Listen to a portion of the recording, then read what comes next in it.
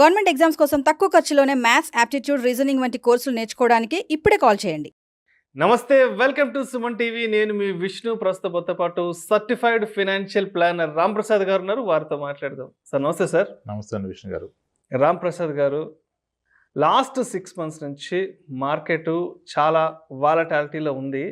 So ఈ టైంలో mutual fund investors అనేవాళ్ళు ఏం చేయాలి? నేను ఈ మధ్య తరచుగా ఒక విషయం వింటున్నాను. బేరిష్ మార్కెట్ బాగా ఉన్నప్పుడు, అంటే మార్కెట్ బాగా పడుతున్న టైంలో మ్యూచువల్ ఫండ్స్లో కానీ ఇన్వెస్ట్ చేస్తే నెంబర్ ఆఫ్ యూనిట్స్ అనేవి ఎక్కువ అలాట్ అవుతాయంట. మరి నెంబర్ ఆఫ్ యూనిట్స్ పెంచుకోవడానికి ఇన్వెస్ట్మెంట్ కూడా పెంచుకోవాలంటారా మ్యూచువల్ ఫండ్స్ విషయంలో? సో మ్యూచువల్ ఫండ్స్లో ఎస్, డెఫినెట్గా మార్కెట్ పడితే any equity product will well. అది ఈక్విటీ ప్రోడక్ట్ స్టాక్ అయినా, ఈటీఎఫ్ అయినా, ఇండెక్స్ ఫండ్ అయినా, మ్యూచువల్ ఫండ్ అయినా, అండర్లయింగ్ అసెట్ ఈక్విటీ కనుక డెఫినెట్గా పడిపోతుంది. ఎస్, ఫస్ట్ మీరు అడిగినట్లుగా ఇలా పడినప్పుడు ఇన్వెస్టర్ ఏం చేయాలి అంటే, ఇలా పడినప్పుడు ఇన్వెస్టర్ ఆయన ఇప్పటివరకు ఏం చేస్తున్నాడో అదే చేయాలి. కొత్తగా ఏం చేసే ప్రయత్నాలు చేయకూడదు, ఎటువంటి కొత్త ప్రయత్నం చేయకూడదు.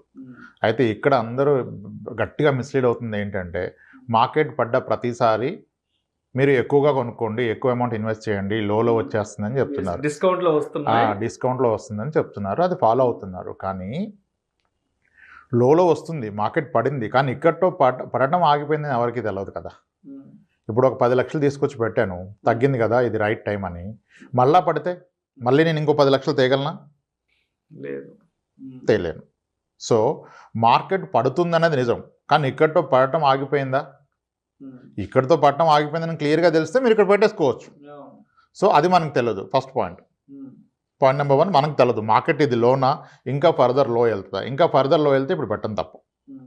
అయితే మీరు అన్నట్టుగా మార్కెట్ పడుతున్నప్పుడు మనకు వస్తున్న నెంబర్ ఆఫ్ యూనిట్స్ పెరుగుతాయి. బంగారాన్ని ఎలాగైతే ధర తక్కువ ఉన్నప్పుడు కొనుక్కుంటే ఎక్కువ బంగారం వస్తుందో సేమ్ అమౌంట్కి, మ్యూచువల్ ఫండ్లో కూడా మీరు ధర తక్కువగా ఉన్నప్పుడు మార్కెట్ పడ్డప్పుడు కొంటే సేమ్ అమౌంట్కి నెంబర్ ఆఫ్ యూనిట్స్ ఎక్కువ వస్తాయి. మీరు మ్యూచువల్ ఫండ్ పెట్టుబడి పెట్టినట్లయితే మీకు పర్మనెంట్ అనేది నెంబర్ ఆఫ్ యూనిట్సే అనేవి కాదు, నెట్ అసెట్ వాల్యూ కాదు. మీకు వచ్చిన యూనిట్స్ అనేవి పర్మనెంట్, అవి ఫిక్స్డ్గా ఉంటాయి.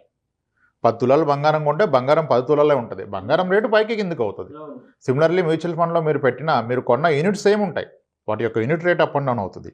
అందుకనే ఎస్ఐపిని అంతగా ఎందుకు ప్రమోట్ చేస్తారు? సిస్టమాటిక్ ఇన్వెస్ట్మెంట్ ప్లాన్ ద్వారా పెడుతున్న వ్యక్తికి ఈ మార్కెట్ పడ్డప్పుడు ఆయన ఏది ఫాలో అవ్వకుండానే అతను కొంటున్న సేమ్ అమౌంట్కి నెంబర్ ఆఫ్ యూనిట్స్ ఎక్కువ వస్తాయి. నెంబర్ ఆఫ్ యూనిట్స్ అనేవి ఎక్కువ వస్తాయి అంటున్నారు. అంటే కొత్తగా ఆ రోజు పెట్టే ఇన్వెస్టర్స్కి ఎక్కువ వస్తాయా? ఆల్రెడీ ఎప్పటి నుంచో పెడుతున్న ఇన్వెస్టర్స్కి, ఎగ్జిస్టింగ్ ఇన్వెస్టర్స్కి యూనిట్స్ ఎక్కువ వస్తాయి అంటారా? ఇప్పుడు యూనిట్స్ అనేవి మీరు కొన్న రోజే ఫిక్స్ అండి, అవి ఇంకా మారవు.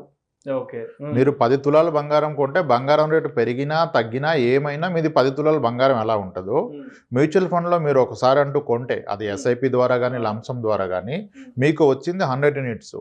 100 ఏళ్ళైనా మీకు 100 యూనిట్సే ఉంటాయి, 10 ఏళ్ళైనా 100 యూనిట్సే ఉంటాయి. కానీ ఆ యూనిట్ యొక్క ధర పెరుగుతుంది కదా, NAV, net asset value, net asset value పెరుగుతుంది. దానివలన మీరు కొన్నాక ఇంకా అది పర్మనెంట్.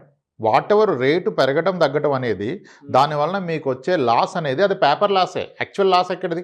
ఓకే, ఇప్పుడు గోల్డ్ కోవిడ్ టైంలో 56,000కి వెళ్ళిపోయింది, లేదా గ్రామ్ 5,600కి వెళ్ళిపోయింది.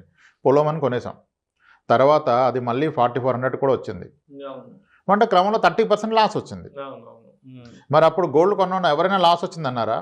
అనలేదు. ఎందుకంటే అతని లాజిక్ ఒకటే, నేను కొన్నది 20 గ్రాములు, నాకు 20 గ్రాములు ఉంది, నాకు లాస్ ఎక్కడిది? సేమ్ మ్యూచువల్ ఫండ్లో కూడా మీరు కొన్ని అన్ని యూనిట్సే ఉన్నాయి కదా, మీకు లాస్ ఎక్కడిది?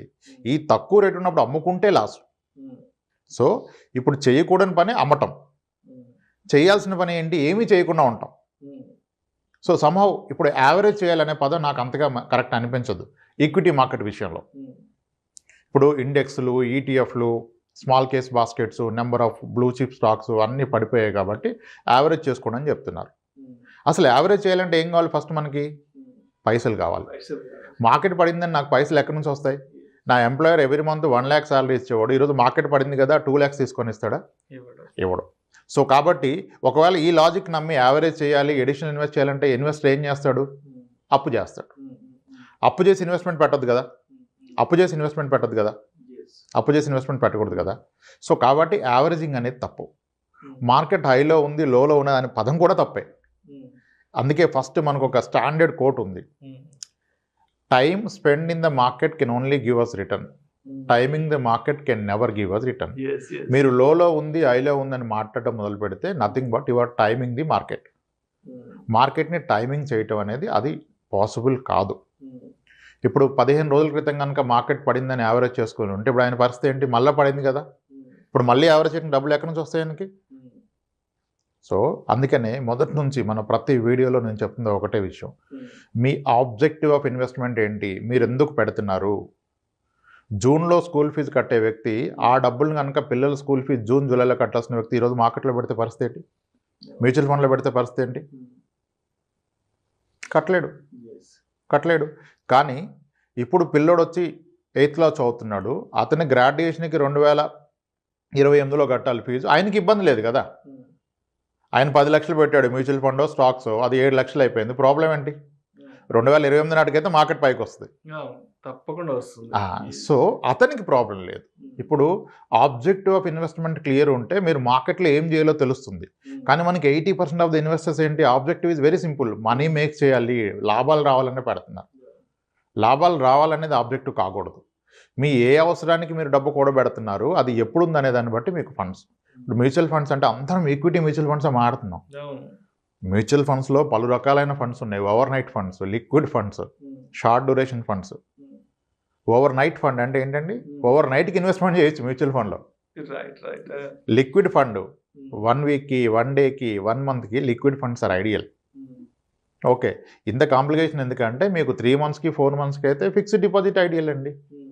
Bank fixed deposit 90 days is most ideal product for a 90 days investment. ఇప్పుడు కొన్ని బ్యాంక్స్ సేవింగ్స్ అకౌంట్ మీద 5.5 to 6 ఇస్తున్నాయి. అన్ని బ్యాంక్స్ కాదు, కొన్ని బ్యాంక్స్, ఐడిఎఫ్సి ఫస్ట్ లాంటి బ్యాంక్స్ ఇప్పుడు ఇస్తున్నాయి. సో లిక్విడ్ ఫండ్ కూడా 3.5 వేస్తుందండి, గొప్పగా ఏమి ఇవ్వట్లా. సో మీ అవసరం ఏంటో తెలిస్తే మీరు ఎక్కడ పెట్టాలో తెలుస్తుంది.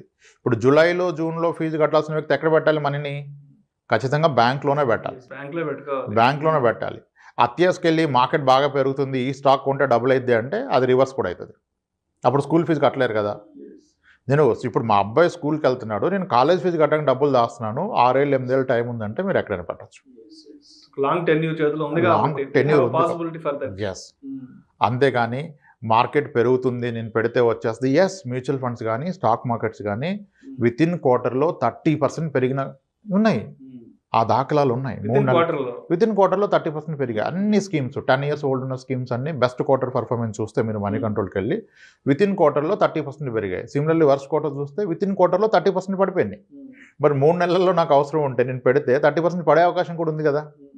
So it's has to be objective of investment should be right. మీరు యావరేజ్ చేయాలా, అమ్మాలా, కొనాలా? ఓకే, మ్యూచువల్ ఫండ్స్లో లాసులు రావండి, మ్యూచువల్ ఫండ్ లాస్ రాదు, ఇన్వెస్టరే లాస్ తెచ్చుకుంటాడు. ఎందుకు? యూనిట్స్ తగ్గితే లాస్. మీరు ఆ టైం ఇస్తే రాదు కదా. మీరు ఎందుకు పెట్టారో తెలిస్తే ఆ టైం తెలుస్తుంది మీకు. ఎందుకు పెట్టారో తెలియదు కనుక మీకు టైం తెలియదు, ఈ మార్కెట్కి రియాక్ట్ అవుతారు. మార్కెట్ పట్టడానికి ప్రతిరోజు ఒక కారణం ఉంటుంది కదా. ఇప్పుడు గత 3 ఏళ్ళుగా గ్లోబల్ పారామీటర్స్ చాలా కారణాలు అయిపోయినాయి. రీసెంట్గా లాస్ట్ 1 weekగా మనం రెపో రేట్లు పెంచాం, యూఎస్ ఫెడ్ రేట్లు పెంచింది.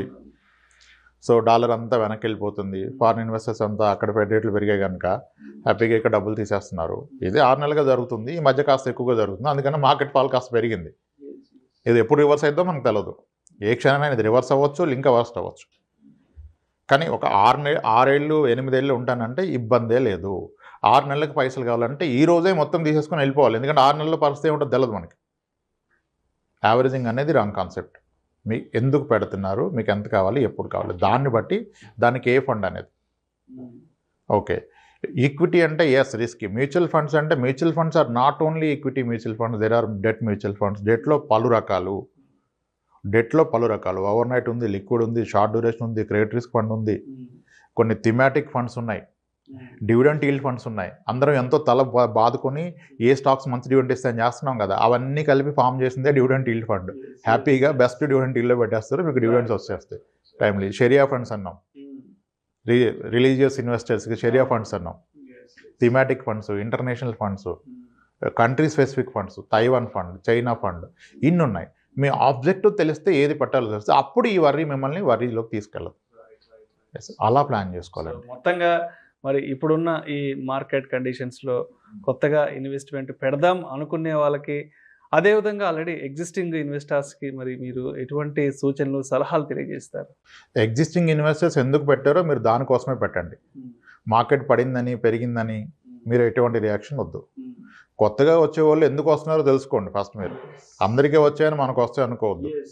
మ్యూచువల్ ఫండ్స్లో 3 ఏళ్ళు పెట్టాక నెగిటివ్ రిటర్న్ ఉన్న టైం చాలా ఉన్నాయి. లంసం పెడితే 5 ఏళ్ల తర్వాత కూడా నెగిటివ్ ఉంది. ఎస్ఐపి పెడితే కూడా 3 ఏళ్ల తర్వాత నెగిటివ్ రిటర్న్ ఉంది. సో మీకు 3 ఏళ్ళలో డబ్బులు కావాలని ఈక్విటీ మ్యూచువల్ ఫండ్లో పెడితే మాత్రం అది తప్పే. వస్తున్న వ్యక్తి తెలుసుకోవాలి, నేను ఎందుకు పెడతాను, ఎప్పుడు కావాలి, ఆ పీరియడ్కి మ్యూచువల్ ఫండ్ కరెక్టా కాదా, నా 7 years పీరియడ్కి మ్యూచువల్ ఫండ్ కరెక్టా కాదా. సిమిలర్లీ ఎగ్జిస్టింగ్ ఆయన క్లారిటీ ఉంది కదా, ఆయన కూతురు పెళ్లి గురించి పెట్టిన అతను ఇప్పుడు ఎందుకంటే ఆయనకు వరి, కూతురు 3వ తరగతి చదువుతుంది, పెళ్లికి ఇంకా 20 ఏళ్ళ టైం ఉంది, ఆయనకు వరి లేదు. So mutual funds are subject to market risk. Yes, మనం ఫస్ట్ దీన్ని అర్థం చేసుకోవాలి. ఈ సైకలాజికల్గా వచ్చే రిస్క్ ఎక్కువ మార్కెట్ రిస్క్ కన్నా.